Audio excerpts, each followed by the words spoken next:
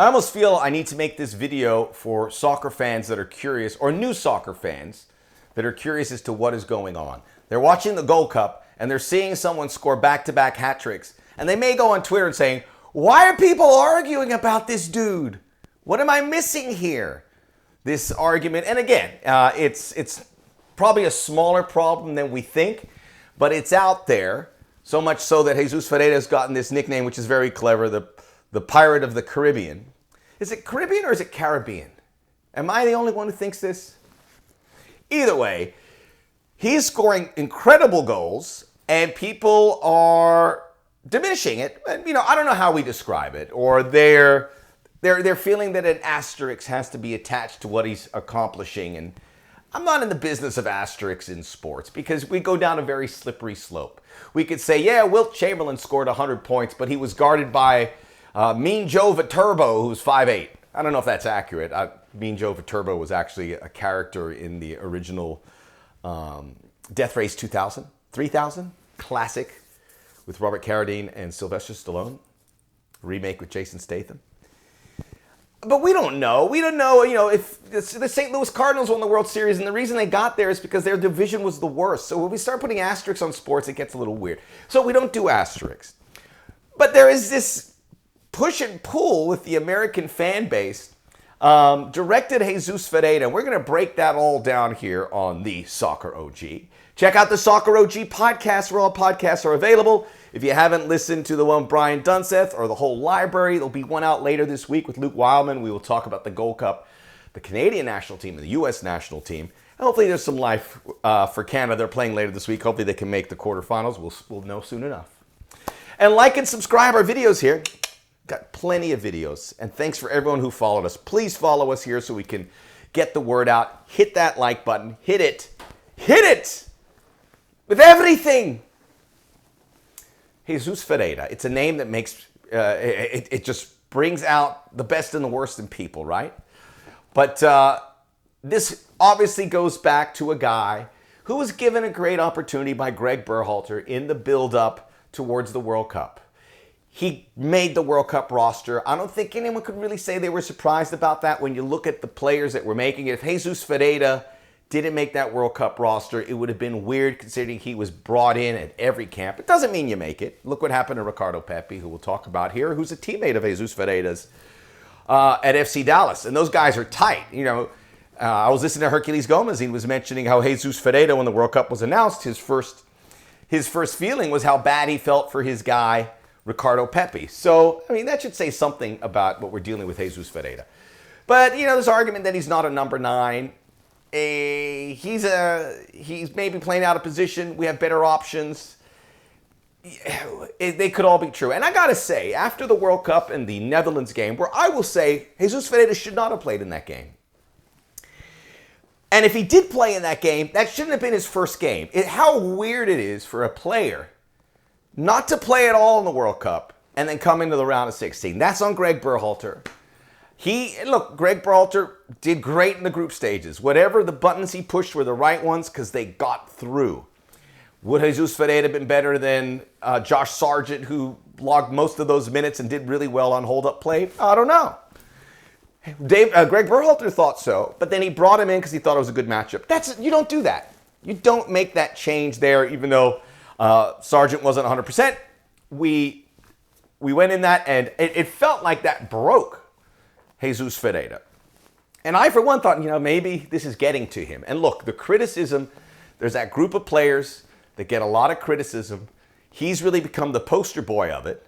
The criticism is because they play in MLS. And I understand that folks are out there saying they should play in Europe. And in order to test yourself, you've got to go to Europe, especially if you're a young player. Cade Cowell's on this Gold Cup team. He's another one I think people are ready to go. I understand playing in Europe, but you don't diminish somebody or rule them out just because they don't play in Europe. Especially if they're 22 years old like Jesus Ferreira or 19 like Cade Cowell. Some guys haven't made the move yet. In the case of Jesus Ferreira, he makes really good money. He makes really good money at Dallas. DP, new contract. He's like, I don't want to... Look, when you started making that kind of money, and you can pull it up with the MLSPA reports, and I don't want to report it here.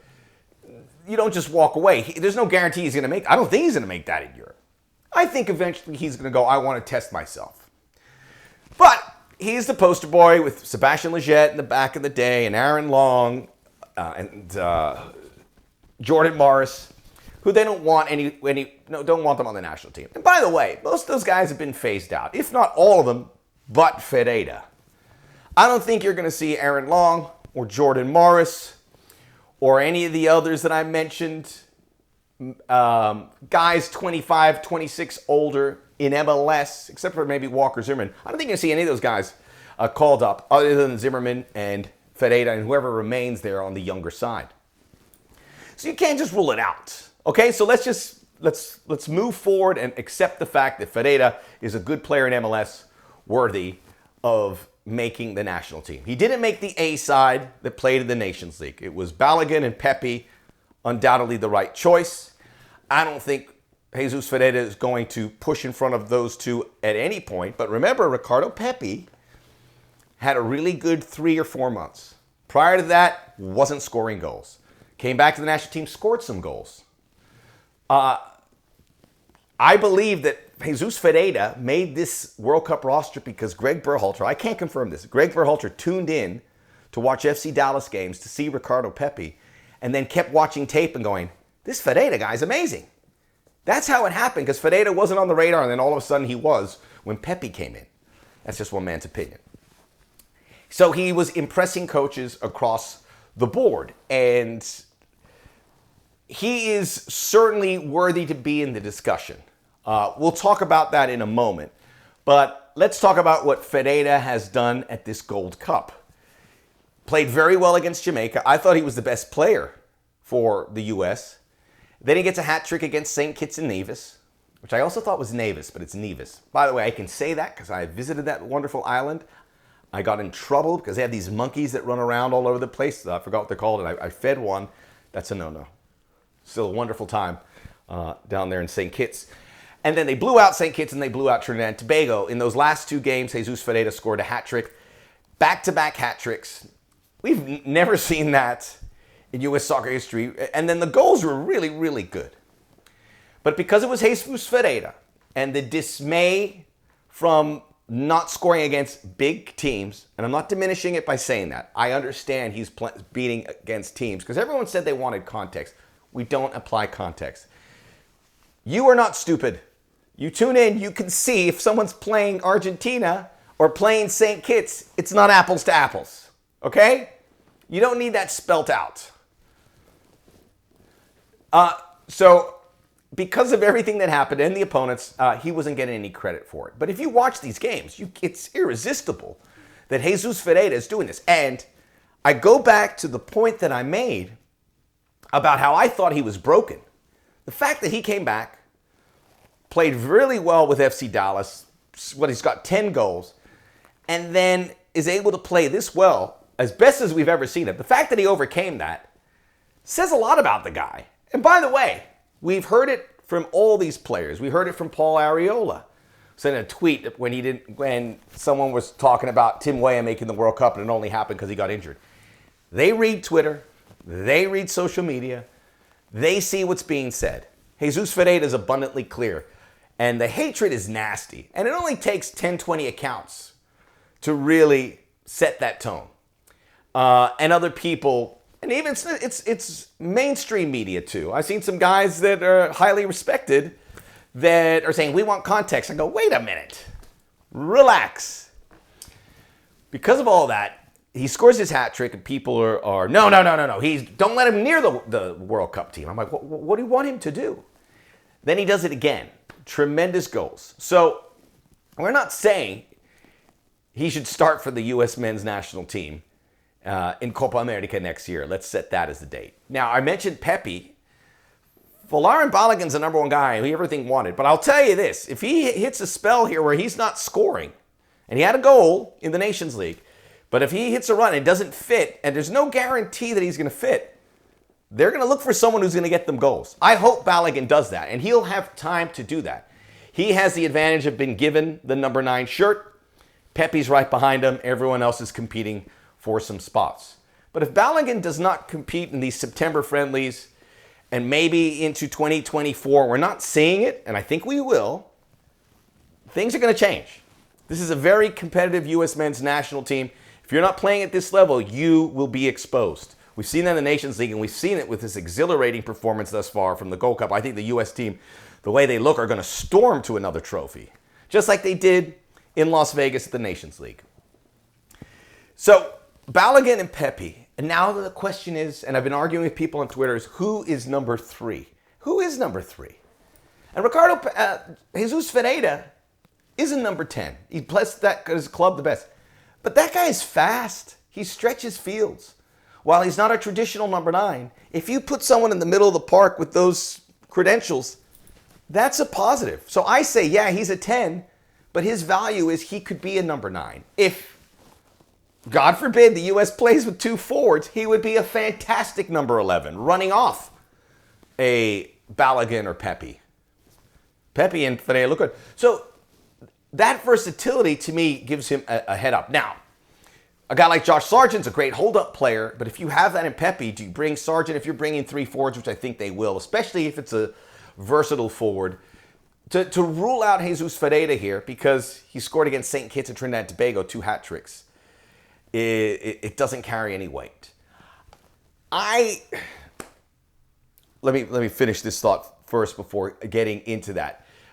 If it's Josh Sargent, the list is Josh Sargent, Jordan Pefok, Daryl Dike, Haji Wright, maybe some other guys. Those 4 guys I mentioned haven't really done much. At their club, yeah, but with the national team, have not really shown that they could be a reliable source of scoring. And even on the club level, it's been a bit up and down. Sargent plays in the English Championship, which is not an elite league. Haji Wright in Turkey, a really good league, but it's kind of mysterious. Daryl Dike has been injured and a mess, really. I don't think we could even include him in this list because of the way the last 2 years have gone for him. And Jordan Pefok is out of favor at Union Berlin, which is a great club, but is he going to be a featured guy there? I don't know. So Ferreira certainly matches up there. So, I mean, and it's not just because of these goals. It's because the coaching staff likes him, because they see him. And I guarantee you, what I just told you about seeing how he responded to the criticism, whether they want to admit there's criticism or not, that's a positive for Jesus Ferreira. So if he keeps playing like this, if he finishes the Gold Cup with 12, 13 goals, we've never seen that. I mean, he is on track to having the best tournament for a U.S. player ever. I'm starting to see people give him a little more credit. And I know if he goes and plays in the Bundesliga next season, all of a sudden the credit will be pouring in. I'm just saying, let's not. If you want to call yourself a savvy U.S. national team fan, you can't say, I don't watch MLS. It's beneath me. You lose all credibility. You've got to watch MLS. You have to. If players on the national team are on there. You'd be crazy not to, because you're going to miss the next group of great young players. So if you're having that conversation with me, you're going to lose. You've got to watch MLS. Whether it drives you crazy yet to watch these games, you've got to. And I think smart soccer fans are looking at that and saying, all right, I'm going to give him his due. I'm not going to rule him out. Plus, he's 22 years of age. And as for the Gold Cup, yeah, this is a really watered down tournament. Remember, there's been massive expansion. You know, it was back in '97. It was at 9 teams. Then they invited big countries like Brazil and Colombia, South Korea at one point. Yeah, that upped the standard. It wasn't maybe first teams of these countries, but a second team from Brazil or Colombia or what have you is pretty good. Then it went to 12 teams, which is the right total. And then since 2019, they went to 16 teams, which is too many, as you can see by this field. So I see people coming up, these Gold Cup historians, no more quote unquotes, Gold Cup historians telling me, oh, this is the worst Gold Cup. And I go, I know they haven't watched Gold Cups from the past. But they're right. This is the worst Gold Cup. There's too many teams. The Gold Cup is on life support potentially because other tournaments are growing. They want to have an expanded tournament next time out and pick teams from all over the world. I don't know if that has legs. It's screaming for the Gold Cup teams to be part of South America. That is the move at whatever point. We'll see that in 2024. Give Jesus Ferreira, man. He's one of us. He's one of us. Don't criticize him for scoring hat tricks. Don't criticize him because he was put in a really bad situation at the World Cup. He's one of ours. And he has overcome all of that to show that he is a very skillful player. And we support our own, right? You can be upset at Greg Berhalter. You can be upset at U.S. Soccer. Don't take it out on Jesus Ferreira. He is a good dude, and he's an incredible talent. And he's overcome a lot. The Soccer OG. Rate, review, download, subscribe when you check out the podcast. Like and subscribe us here. Check out the videos. We appreciate your listenership, viewership. We'll be back. We'll put a bit of a bow on the Gold Cup.